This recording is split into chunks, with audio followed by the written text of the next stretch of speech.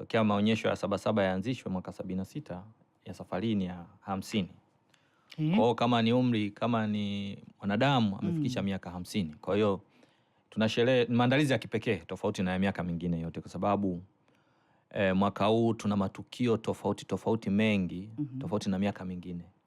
Na kwa mfano tu nitaje labda tukio moja ambalo litakuwa ni muhimu sana. Tutakuwa na tukio la utoaji wa tuzo kutambua mchango wa wafanyabiashara tofauti katika sekta ya biashara. Lakini pia tutakuwa na tunaita business night. Hiyo siku tutaanza siku ya kwanza, tutakuwa na kama marathon fulani hivi kujenga ile aware, lakini pia kuwaleta wadau sehemu moja.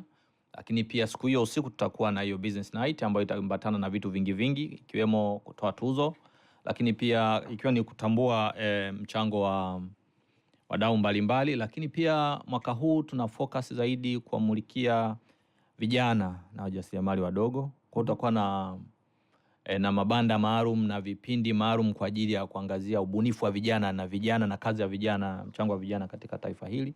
Ndio. Lakini pia kuwawezesha vijana. Lakini pia mwaka huu tutaangazia zaidi pia teknolojia, kwa sababu unapozungumzia vijana na ulimwengu wa digitali, akili mnemba na vitu vya namna hiyo, lazima pia iwe ni chachu kubwa kwenye maonyesho ya mwaka huu. Lakini pia tunategemea kuwa na ugeni wa washiriki wengi kutoka nje.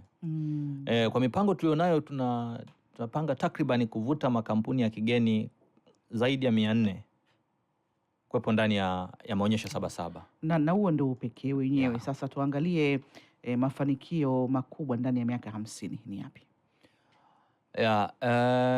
Mpaka sasa kwa mfano kwa maana ya serikali na maonyesho yenyewe, kwanza yamechangia sana kuchechemua biashara za Tanzania kwa maana ya sekta ya biashara. Lakini mkumbuke kuwa maonyesho haya kwa ukanda wa Afrika Mashariki na Kati ni maonyesho ya kipekee. Kwa hiyo ina maana kwa ukanda huu sasa kwa sasa hivi East Africa, kwa hizi nchi 8 za Afrika Mashariki, yamechechemua sio tu kwa Tanzania, yamechechemua biashara kwa ukanda mzima, kwa sababu tunapopull up haya maonyesho, tunapoleta wageni kutoka nje, sio kwa maana ya Afrika tu, hata mabara mengine na nchi nyingine za Ulaya wanakuwepo hapa. Kwa hiyo inakuwa ni fursa ya watu wa Ulaya kuiona Burundi, kuiona Kongo, kuiona Kenya kupitia maonyesho haya. Ukumbuke kuwa Tanzania ni nchi ambayo imeungana, tunasema ni land linked na mataifa karibia 8 ambayo hayana access ya bandari. Kwa hiyo kwa mtu anaokuja kutrade au kuhudhuria maonyesho kama haya kufanya biashara na Tanzania, ina maana amefungua Pandora ya soko kwenye nchi hizo zingine 8. Na unapozungumzia nchi 8 sasa hivi, Tanzania tuko around milioni 70. Lakini ukizungumzia nchi 8 ni around kama milioni 600. Kwa ina maana upekee wake sasa na faida na mafanikio makubwa ya maonyesho haya, mtu anapopata bahati ya kuhudhuria maonyesho haya, yamefungua Pandora kwa nchi 8, yamefungua Pandora kwa soko la watu karibia 600. Kwa sisi tunaweza kukaita kama mafanikio, kwa sababu lengo letu pia kubwa ni kufungulia Watanzania, kufungulia dunia katika masoko tofauti. Na sekta zilizopewa kipaumbele ni zipi? Kwa mwaka huu sekta ambazo zimepewa kipaumbele kwanza tutaizungumzia teknolojia, tutaangalia viwanda, tutaangalia utalii, lakini pia ubunifu na vijana. Hayo ni maeneo ambayo highlight specific.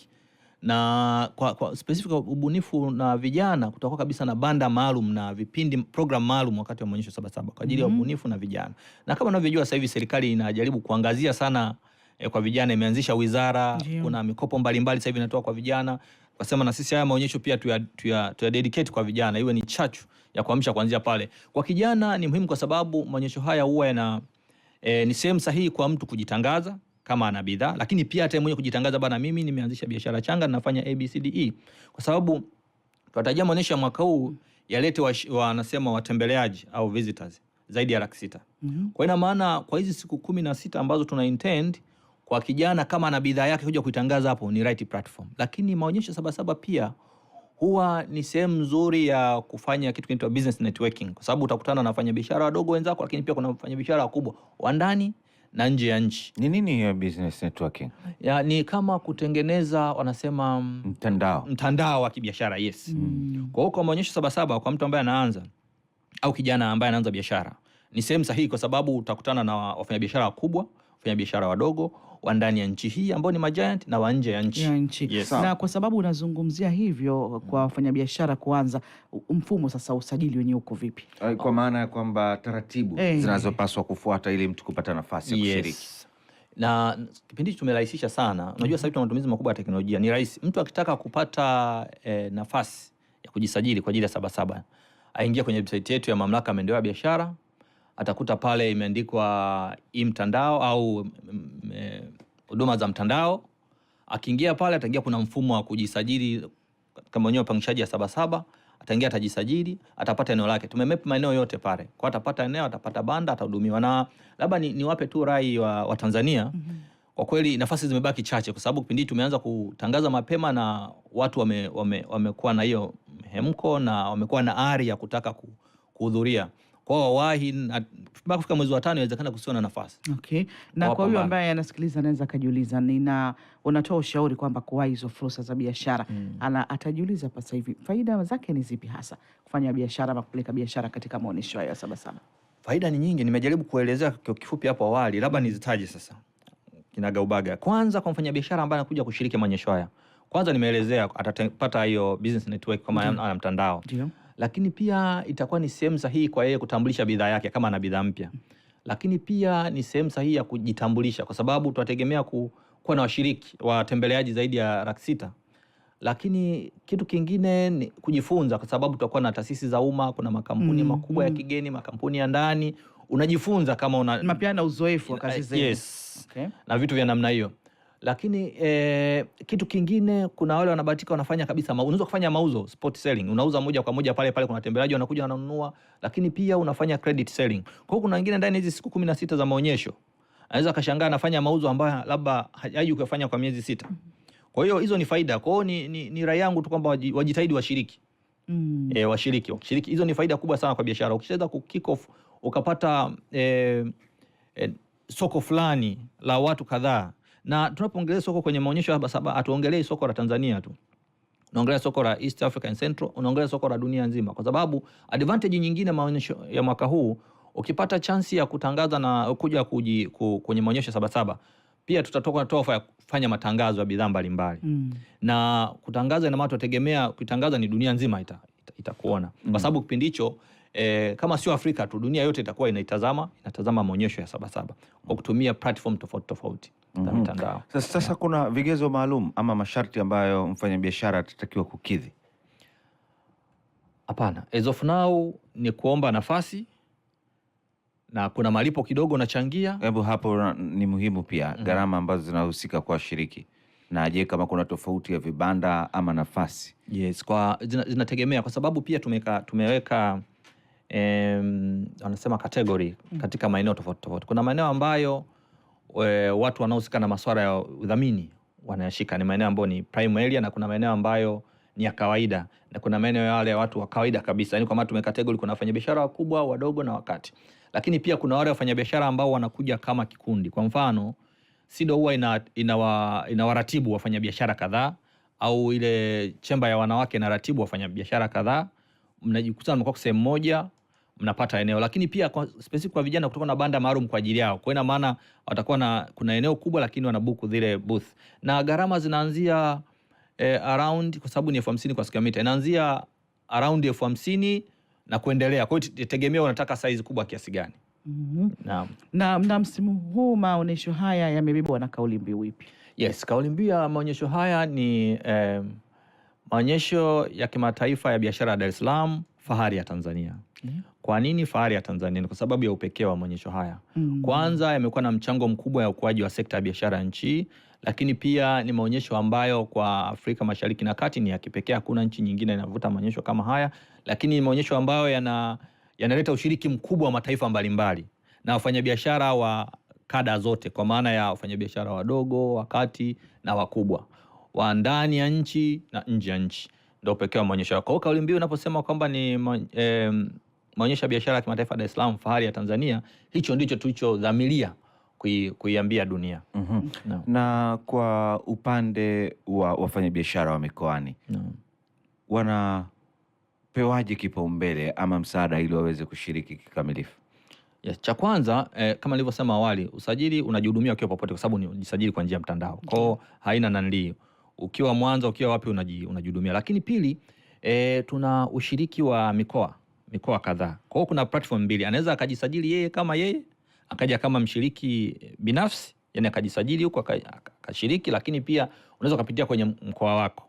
Kwa mfano wa mkoa wa Dar es Salaam mnakuwa organize na mkoa unamiliki banda pale, unafanya biashara yake kadhaa watakuwa pale. Mkoa wa Manyara, mkoa wa Kigoma hivyo. Kwa hiyo kuna aina mbili, anaweza apply moja kwa moja online yeye kama yeye, au akapita kwenye mkoa.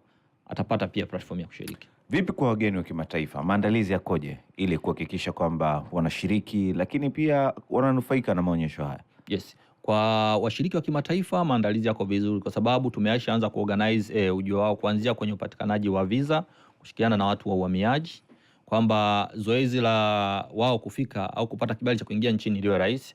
Lakini pili, tuna mashirikiano na watu wa TRA ili kuwasaidia wao wanapokuwa na ile mizigo yao kwa ajili ya kuonyesha isiwe rahisi, isipigwe kodi na taratibu za kimandali ziwe rahisi. Kwa hiyo kama ninavyosema, mpaka kwa mfano mpaka leo ni nchi kama 21 tayari zimesha thibitisha kushiriki. Tunaendelea kuboresha. Kwa matarajio yetu tunategemea mpaka tunafika tarehe 28 zoezi linaanza, labda around inchi 30 mambo yanakuwa mazuri namna hiyo. Hapo zaidi tumeangazia wafanyabiashara wenyewe, namna ya kushiriki na mambo mengine. Sasa turudi kwa upande wa wananchi ambao wanahitaji kuhudhuria, kujionea maonyesho haya, kutazama vivutio vya biashara za ndani na nje. Utaratibu wao mwaka huu mnauweka vipi katika kuhakikisha kwamba ule uwepesi wa kuingia ndani na kufanya mizunguko yao ya kawaida? Asante ndugu mtangazaji.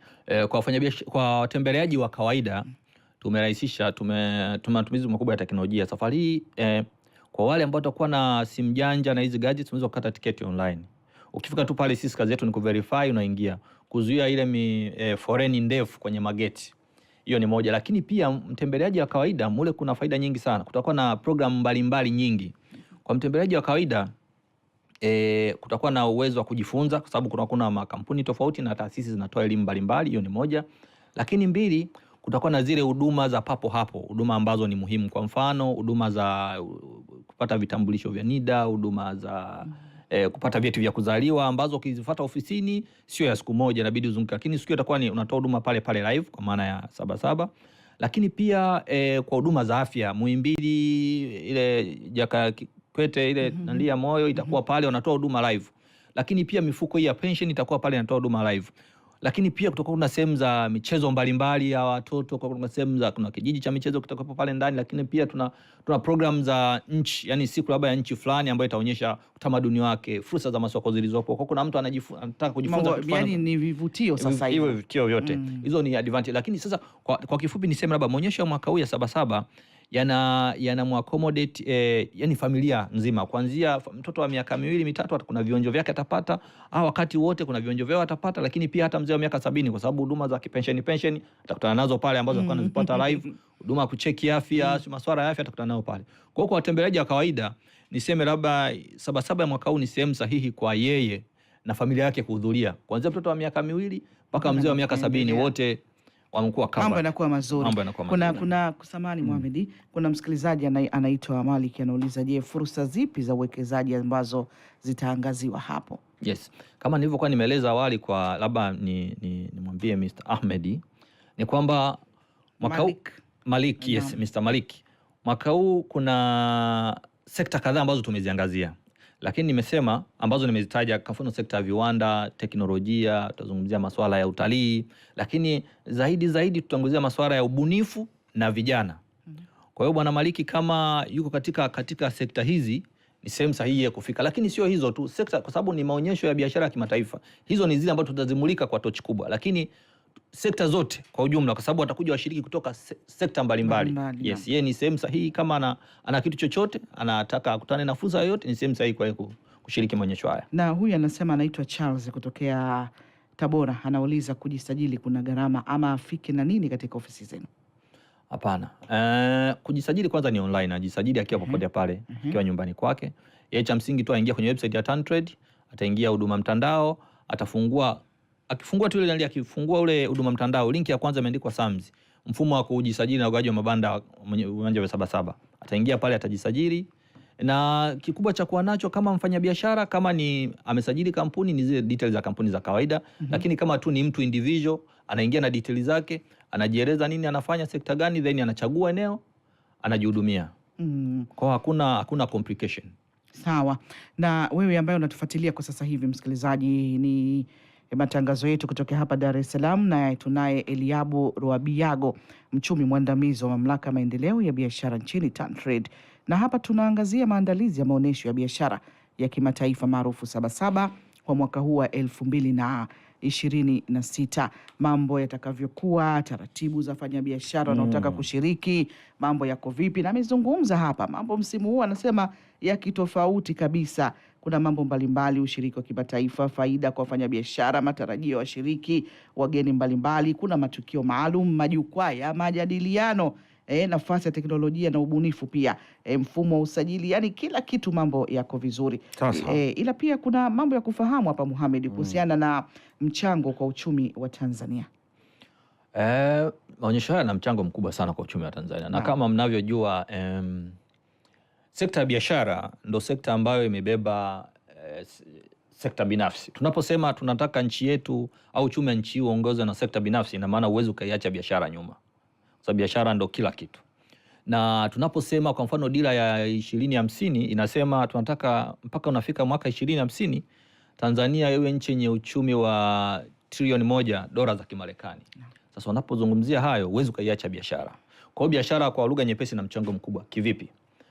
Tunaposema tunatafuta fursa za masoko, tunaposema tunafanya hii mikutano ya wafanyabiashara B2B, business to business meeting, hizo zote ni kwa ajili ya kutafuta hizo fursa za masoko. Na masoko ni kama moyo wa biashara. Ukiwa unazalisha huna soko, ni sasa na hamna kitu. Unaweza unafeli kabisa. Yes, kwa platform ya Sabasaba kikubwa kabisa ni kwa ajili ya kuwatafutia masoko wafanya biashara. Kwa hiyo unapokuwa na sehemu ambayo unaweza ukavuta watu zaidi ya 500,000 kwa maana ya around 600,000, ni sehemu kubwa sana mujarabu kwa ajili ya wewe kutangaza, kupeleka bidhaa yako sokoni. Kwa hiyo kwa maana ya mchango wa maonyesho haya katika uchumi wa nchi, unachangia sehemu kubwa katika sekta ya biashara kupitia hivyo vikao vya B2B, kupitia hizo fursa za masoko ambazo tunaziangazia, kupitia hizo mitandao ya kibiashara ambayo inajengwa kwa ajili ya wafanyabiashara wa Tanzania. Sawa. Na hebu tuangazie sasa ni kwa washiriki. Mimi nataka kurudi hapa kwa sababu nadhani kuna jambo la muhimu kidogo hapa. Ni maandalizi gani muhimu? Mimi nataka kushiriki Sabasaba ya mwaka huu 2026. Mathalan ni mmiliki wa chuo ama ni mmiliki wa biashara fulani. Ni maandalizi gani muhimu nifanye kabla ya kuja kwenye maonyesho ili ninufaike zaidi? Hatua ya kwanza ya msingi kabisa ni kupata eneo. Upate eneo, jisajili uwe na eneo pale ndani. Hayo ndo maandalizi ya kwanza. Hatua ya kwanza, yani hakikisha una eneo, kwa sababu bila kuwa na eneo huwezi kufanya kitu. Hiyo ni moja. Hatua ya pili sasa, hakikisha bidhaa au kitu ambacho unataka kuja kutuonyesha pale ndani kiwe kimezingatia kina ubora. Kwa sababu hatutegemei tuje tukutangaze pale kimataifa alafu una bidhaa ambazo hazina ubora. Na whenever possible, kama mnavyofahamu, Mamlaka ya Maendeleo ya Biashara sasa hivi nchi hii sasa hivi tuna brand logo inaitwa Made in Tanzania. Kwa zile bidhaa ambazo zinazalishwa Tanzania zenye ubora, unatakiwa ujisajili upate ile logo. Kama ilivyo Made in USA, Made in China, Saudi made, kama umepata kuziona zile. Kwa nini tuna encourage wafanyabiashara wa Tanzania waliozalisha bidhaa zao Tanzania kwa ubora wahakikisha wanapata hiyo logo? Kwa sababu kigezo kimoja cha kupata hiyo logo, kwanza bidhaa hiyo imezalishwa Tanzania na hiyo imezalishwa kwa ubora. Kwa ubora kwa maana ya kwamba kama ni bidhaa ina usimamizi wa taasisi za ubora, hizo zimedhibitisha kwamba hii bidhaa ni bora, sisi tutakupa hiyo logo. Na labda tu niwaambie pia Watanzania kwamba mwaka huu tutakuwa pia na banda maalum kwa ajili ya bidhaa zilizozalishwa Tanzania na zenye nembo ya ubora wa Tanzania. Kwa hiyo kwa kujibu swali lako sasa, hatua ya kwanza uwe na banda. Hatua ya pili uwe na bidhaa ambazo umezalisha kwa ubora. Ndio. Bidhaa ambazo umezalisha kwa ubora. Sawa. Ukiwa na hivi vitu vikubwa viwili, naweza nikapata manufaa. Ukapata manufaa. Kwani hakuna mafunzo au semina ambazo zitatolewa sambamba na maonyesho haya kwa sisi wafanyabiashara ama kwa wafanyabiashara ambao wanatusikiliza? Swali zuri. Kawaida nadhani hiyo imekuwa ni kama utamaduni wetu sisi kwa maonyesho haya. Sasa hii ni mara ya 50. Kabla siku 2 au siku 3 kabla ya maonyesho huwa tuna vikao vya tunaenda prefair seminar kwa ajili ya wafanyabiashara watakao shiriki maonyesho haya, kwa ajili tu ya kukumbushana vitu mbalimbali, sheria na utaratibu, behave vipi ukiwa umo. Unapokuja kutembelewa na wageni unatakiwa ukaeje, ujiandae vipi, uwe na labda na hizi business card, usafi na nini. Hivyo ni vitu ambavyo na assume ni basic, lakini na kwa mfanyabiashara ambaye ameshuhudia zaidi ya mara moja au mara mbili au ambaye yuko serious na biashara yake, hivyo vitu ni obvious. Sasa kwa wale ambao waga nakuta mara nyingi wanajisahau, huwa siku 1 au siku 2 kabla tunawaita, tunawakumbusha. Lakini in general sasa unaweza tukakuita tukakumbusha, kama bado hujapata banda, haujadhalisha bidhaa yako kwa ubora, bado itakuwa haina msaada hata tukuita kwenye hizo seminar. Kuna swali kidogo Mohamed. Kwa ufupi tu, kwa uzoefu wako umekuwa ukizungumza hapa, kuna watu wanajisahau. Mimi naamini haya ni makosa, umeamua kutumia tafsiri kidogo. Kwa uzoefu wenu, ni makosa gani wafanyabiashara wanayafanya wanaposhiriki maonyesho kama haya na mnatamani kwamba wayarekebishe ili yasitokee? Yes, kwa mfano tunapoangazia swala la kuwa tulete bidhaa zenye ubora, wengi huwa kidogo wanajisahau kuleta bidhaa zenye ubora. Lakini pili, kuna visheria vidogo vidogo vya mure ndani. Kwa mfano tunasema unapokuwa kwenye banda lako, labda ni kweli tuna encourage watu waweke speaker watangaze, lakini sauti tu control hizo sauti ili mwenzako sasa naye aweze kusikilizana na mwenzake. Hayo ni baadhi ya mambo ambayo wanayafanya tukiwa mure ndani. Kwa hiyo labda kuangazia tu, ni ukipata chance, fursa ya kushiriki, kwa sababu ni maonyesho ya kimataifa, nayo ukae kimataifa. Lakini pia hata masuala ya mawasiliano, unakuja kutengeneza network ya kibiashara, kutafuta soko. Lakini pia wewe mwenyewe mtu akifika kama mtu mwenye bidhaa na nini, hauna ule mkao wa kimataifa, hauna mkao wa kumuuzia mtu. Kwa hiyo tujitahidi tu, kuna mkao wa kimataifa. Lazima ni maonyesho ya kimataifa, wazungu wanasema dress as a king to be treated as a king. Na hapo umesema kwamba bidhaa zenye ubora. Sasa kwa yule ambaye mkagundua hana na anatamani kushiriki, huwa mnamsaidia vipi kumpa elimu ili mwakani awe mmoja wapo kwenye ubora huo? Asante. Moja ya majukumu yetu Mamlaka ya Maendeleo ya Biashara ni kutoa mafunzo mbalimbali. Tuna capacitate hao wafanyabiashara wadogo na wakubwa katika mambo mbalimbali. Na hayo mambo mbalimbali ikiwemo ni pamoja na uzalishaji ulio bora wa bidhaa mbalimbali. Kwa hiyo inawezekana mwaka huu labda kweli ameteleza au kushindwa kufikia viwango, lakini tuna program baada ya maonyesho, tuna program za mafunzo mbalimbali. Na ndio maana sisi wakati wa maonyesho watu tunafanya tafiti.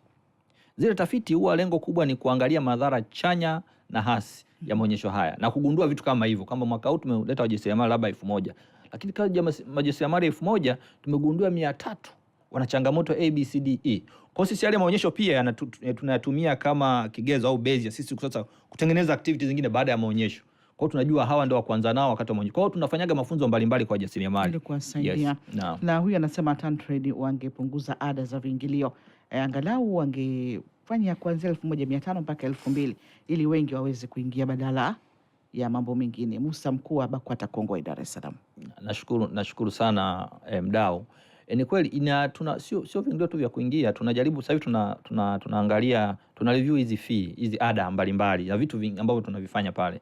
Na lengo letu kubwa ni kupunguza, kwa sababu lengo la Mamlaka ya Maendeleo ya Biashara sio kukusanya tu, ni kusaidia. Ndio lengo kubwa. Sisi lengo letu ni kusaidia. Kwa hivi viera vidogo vidogo ambavyo tuna charge, hivi tozo vidogo vidogo ni kwa ajili ya kuweza kumaintain yale mazingira ya uwanja miaone kama yanavyoonekana. Sasa hivi tumeweka karibia rami eneo lote, hakuna vumbi, lakini pia yale mabanda yamekuti yana usalama na vitu vya namna hiyo. Lakini pia hata wao wakiingia kujaribu zile huduma zinazotolewa ndani, wao wawe salama wanapokuwa kwenye uwanja wa Sabasaba. Ndio lengo. Kwa hiyo labda nimwambie tu mjumbe au mdau kwamba tunafanya review ya tozo mbalimbali ambazo zinatozwa na taasisi. Anasema maonesho Sabasaba yanatoa fursa kubwa sana kwa wakulima, wafanyabiashara na wadau wengine ama wazalishaji wa bidhaa. Maoni yake kwa wananchi wajenge desturi ya kupeleka bidhaa zao, itasaidia kukuza uchumi. Anaitwa Mtei wa Nyandekwa. Asante sana. Anasema kama anataka kuuza biashara ya chakula anafuata taratibu huo wa kujisajili. Mama Ru kutokea Vingunguti. Lakini Jeff wa Musoma amesema yeye ni mjasiriamali mdogo ambaye anafanya biashara kukodisha magodoro msibani, harusini. Anaweza kupata nafasi kwenye maonesho. Kuna ada mjasiriamali. Nafikiri yote tulikuwa tumeshatolea maelezo zaidi. Kuna kwa sekunde chache. Kuna wale ambao wanaingia lakini wanapotea mlango wa kutokea. Kuna utaratibu labda wa kitu maalum cha kuwatoa. Ni kweli hiyo ni changamoto. Kwanza mwaka huu Kwa sekunde chache tu. Yes, kuna booth maalum au kuna banda maalum kwa ajili ya information ya taarifa mbalimbali. Hiyo ni moja, lakini mbili, tuna wale watu wameandikwa, wamevaa vikoti vimeandikwa niulize mimi. Watakuwa scattered all over kwenye uwanja. Kwa hiyo ukiwa una issue yoyote umepotea unauliza, hata banda tu unauliza. Lakini tatu, tumefanya mapping ya online. Utakuwa ni kidigitali zaidi. Yaani ukiona shida unaweza ukaingia mtandaoni ukapata exit. Mambo kama mazuri. Yes. Tunakushukuru sana. Asante sana. Shukrani sana msikilizaji kwa kutufuatilia. Tumezungumza na Eliabu Rwabiago, mchumi mwandamizi wa mamlaka ya maendeleo ya biashara nchini TanTrade, na hapa kama ambavyo umetoka kumsikiliza kuelekea kwenye maonyesho ya biashara kimataifa maarufu Sabasaba kwa mwaka huu wa 2026, mambo yatakavyokuwa kwa namna ambavyo wewe pia utakavyotaka kushiriki, na kadri miezi itakavyosogea pia tutawaalika tena ili kuja kuendelea kutoa hii elimu na msisitizo zaidi kwa wafanyabiashara hapa nchini Tanzania na mataifa jirani.